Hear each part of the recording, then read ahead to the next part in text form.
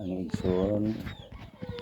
igsuon gyud kay bisan og magkinaunsa pa ang kalibutan, kung ang igsuon gani masakitan bisan gamay lang, ikaw di ikatan-aw mo laban gyud ka.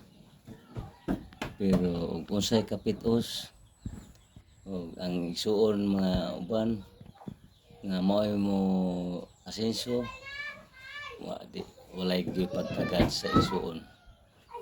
Pero kung umabot lang ang panahon, kung ako nga unya nga naa niya, ipakita na ko sa mga igsuon nga unsaon ako sila pagtagad, nga unsay naa nako, ako gyud i-share sila sama sa pag-share nako ngadto sa mga simbahan.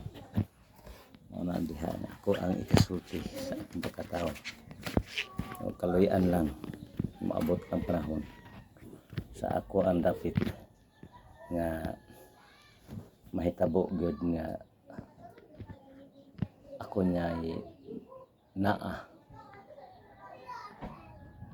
kay di man gud magsama ang managsuon, kay kanya-kanya man na may pamuyo.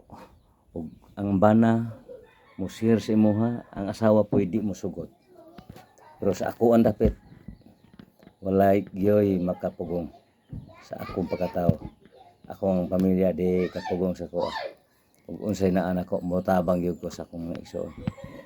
Mao gini akong ikasulti, timan-i daan ninyo ug unsay akong gipang istorya, kay murag nagpadulong na hapit nako mo kita. Mao lang na akong ikasulti karon sa akong pagkatao, kay kuan man gud makita man gud nimo ug mahinuktukan nimo ba ang kinaiya sa pamilya. Ug okay ang bana, ang asawa po'y naagi pagkakuripot. Kung mubungga ang asawa, ang laki pod mao'y kuripot.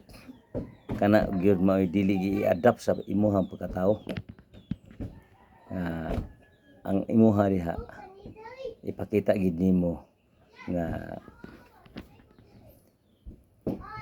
share gid, ipir gid nimo. Kaya ang kanang kwarta di na madalas ka laing kalibutan. Dayan-dayan na diri sa mintras nga kita buhi pa.